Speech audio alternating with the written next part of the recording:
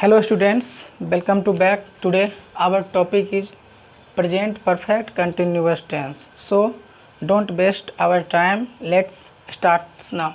तो देखिए present perfect continuous tense ये होता क्या है। ये प्रेजेंट परफेक्ट कंटिन्यूअस टेंस वो होता है जो कोई काम भूत में शुरू हुआ था और वो अभी वर्तमान में अभी तक चल ही रहा है, पता नहीं ना जाने यह कब ख़त्म होगी।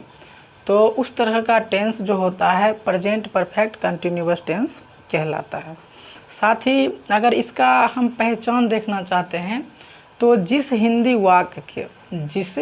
वाक्य के क्रिया के अंत में ता रहा है, ती रही है, ता रहा हूँ, ती रही हूँ, ते रहे हैं, ते रहे हो इत्यादि शब्द रहता है, तो वैसे वर्ब का अनुवाद हम प्रेजेंट परफेक्ट कंटिन्यूअस टेंस में करते हैं। देखिए इसमें जो है आप अगर देखेंगे तो वह प्रतीक्षा करती रही है।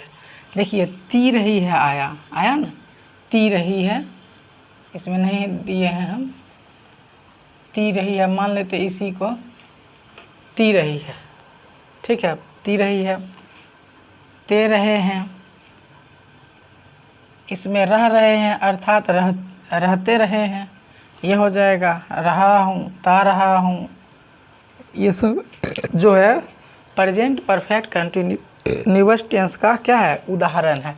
तो देखिए इसको बनाने के लिए सबसे पहले हम एफर्मेटिव सेंटेंस, निगेटिव सेंटेंस पढ़ेंगे, उसके बाद इंट्रोगेटिव सेंटेंस 3 नंबर में, 4 नंबर में इंट्रोगेटिव वाला में निगेटिव इंट्रोगेटिव, फिर WH वर्ड 5वां और WH वर्ड का निगेटिव हो जाएगा। तो देखिए तो एफर्मेटिव में इस तरह का सेंटेंस बनाने के लिए हम क्या करेंगे, सब्जेक्ट लेंगे, हैव या हैज लेंगे, प्लस बीन लेंगे और वर्ब के पहला रूप में हम ING जोड़ लेते हैं। देखिए ये वर्ब के पहला रूप को वर्ब का चौथा रूप कहते हैं।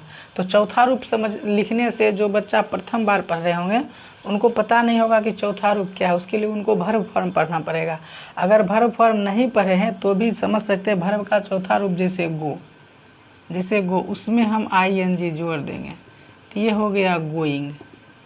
तो ये क्या था, ये वर्ब का पहला रूप, इसमें जुड़ रहा है ING, ये हो गया वर्ब का चौथा रूप, तो ये गोइंग हो गया। उसी तरह ईट, यहाँ हो जाएगा ING, तो हो गया ईटिंग। इस तरह से आप समझ सकते हैं। और साथ ही ये जब लगेगा तो उसके बाद ऑब्जेक्ट जो होगा वो लगने के बाद, ऑब्जेक्ट इसमें कुछ आता है किसी में नहीं भी आता है, वो लगने के बाद सिंस या फॉर लगेगा, सिंस या फॉर। उसके बाद फिर जो वर्ड आएगा वो खाली स्थान पे आ जाएगा। किसके लिए, एफर्मेटिव के लिए। सब्जेक्ट प्लस हैव या has plus been plus before object since या फॉर, फिर खाली स्थान और फिर से कुछ आएगा, जैसे 4 दिनों से, 10 दिनों से, 2015 ईस्वी से। तो उस तरह का वर्ड के लिए ये खाली स्थान है। तो अब देखिए आपको एक चीज़ हम बताना चाहेंगे, सिंस और फॉर। एक होता है किसके लिए, एक होता है निश्चित समय के लिए, एक होता है अनिश्चित समय के लिए। आप स्क्रीन पर देखिए, आपको दिख रहा होगा किसके साथ सिंस लगेगा और किसके साथ फॉर लगेगा। जैसे मान लीजिए हमने कहा 2 दिनों से, 2 दिनों से के लिए लग जाता है फॉर 2 डेज। और वही कहेंगे 2 दिनों से एक जगह पर अगर हम कह देंगे कि रविवार से, तो सिंस क्या हो जाएगा, सिंस संडे। उसी तरह यहाँ पर हम शॉर्टकट में लिख देते हैं, अगर हम कहेंगे यहाँ 2 वर्षों से, 2 वर्षों से, तो फॉर हो जाएगा, फॉर 2 ईयर्स। ये क्या है, अनिश्चित अवधि है, अनिश्चित समय है, उसके लिए लग रहा है। वही बात इधर आइए, 2005 से, सन 2005 से, तो क्या हो जाएगा, से के लिए सिंस और 2005 तो 2005। समझ में आ गया। तो इस तरह से रहेगा, अनेकों बात है। आप स्क्रीन पर दिए हुए सिंस और फॉर का यूज को नोट कर चुके होंगे। अब आगे देखिए, हम समझते हैं। इसको बनाने के लिए इसको मिटाना पड़ेगा। तो अब देखिए इसको मिटा दिए हैं, अब इसे हम बनाते हैं। वह प्रतीक्षा करती रही है, लड़की है सी, पता है सी के साथ हैज बीन लगेगा, हैज बीन, प्रतीक्षा करना को वेट होता है, आईएनजी लगा देंगे, वेटिंग। इसमें देखिए कहीं पे सुबह से शाम से 2 घंटा से प्रतीक्षा कर रही है, ऐसा कोई बात नहीं है, तो इसमें हम बस हो गया। वह प्रतीक्षा करती रही है, सी हैज़ बीन वेटिंग। आगे है, हम लोग सुबह से गाते आ रहे हैं, इसमें सिंस फॉर भी लगेगा, हम लोग सुबह से, तो हम लोग का होता है वी के साथ लगता है बीन। अब देखिए गाते आ रहे हैं ना, गाते, सिंगिंग, सिंगिंग कब से, सुबह से, तो सिंस लगाइए, और सुबह से है तो मॉर्निंग लगे आइए, since morning, since morning. We have been singing since morning, हम लोग सुबह से गाते रहे। देख लीजिए सब्जेक्ट आया, सब्जेक्ट वी आया, उसके बाद हैव, बीन, बिफोर मतलब वर्ब के पहला रूप, सिंग गाना, उसमें आईएनजी सिंगिंग, और उसके बाद देखिए ऑब्जेक्ट नहीं है, गीत गाना कुछ भी गाना तो नहीं दिए हैं, इसमें ऑब्जेक्ट था ही नहीं हिंदी में, तो उसके बाद सिंस लग गया, सिंस के बाद ये जो खाली स्थान है उसके जगह पर ये मॉर्निंग आया है।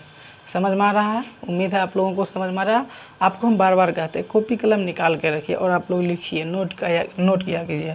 यहाँ देखिए थर्ड नंबर, वे लोग सब्जेक्ट हो गया, वे लोग को हमें इंग्लिश में दे कहते हैं, दे के साथ लग जाएगा have been, they have been.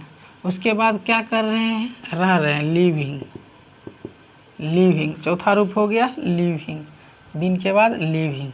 उसके बाद कहता है इस गांव में, इन this village, in this village. उसके बाद कहता है कि सन 1990 से, तो सिंस 1990। देखिए वे लोग 1990 ईस्वी से इस गांव में रह रहे हैं, they have been living in this village since 1990। तो इस तरह से आपने देखा एफर्मेटिव का कैसे वाक्य बनता है। इस तरह आप अनेकों बना सकते हैं। मैं सुबह से पढ़ा रहा हूँ, I have been teaching since morning.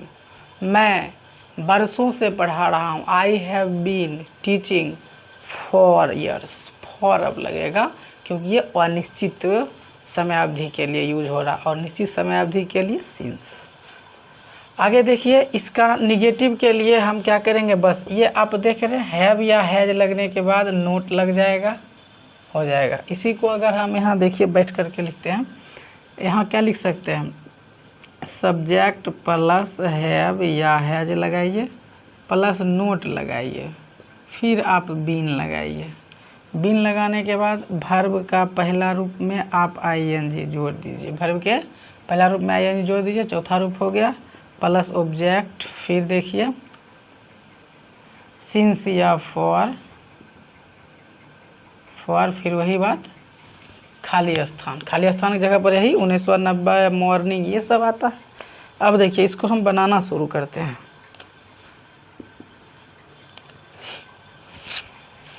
मैं नहीं जाता रहा हूँ, आई हैव, नहीं के लिए नोट, बीन लग रहा है, आई हैव नोट बीन, जाता रहा हूँ तो गोइंग, हो गया ख़त्म। 2 दिनों से वर्षा नहीं हो रही है, 2 दिनों से, it has not been raining. 2 दिनों से है ना, ये अनिश्चित अवधि है, अनिश्चित समय है तो फॉर लगा दीजिए, फॉर टूडेज, चलिए इस तरह से। वह सुबह से नहीं रो रही है, लड़की है सी, सब्जेक्ट इस पे बन रहा है, इस पे आप ध्यान दीजिए, देख रहे हैं, इट लग गया सब्जेक्ट स्थान पर, हैज लग गया, नोट लग गया, बीन लग गया, चौथा रूप रेनिंग लग गया, और ऑब्जेक्ट नहीं है, फॉर टूडेज लग गया, सिंस फॉर के बस।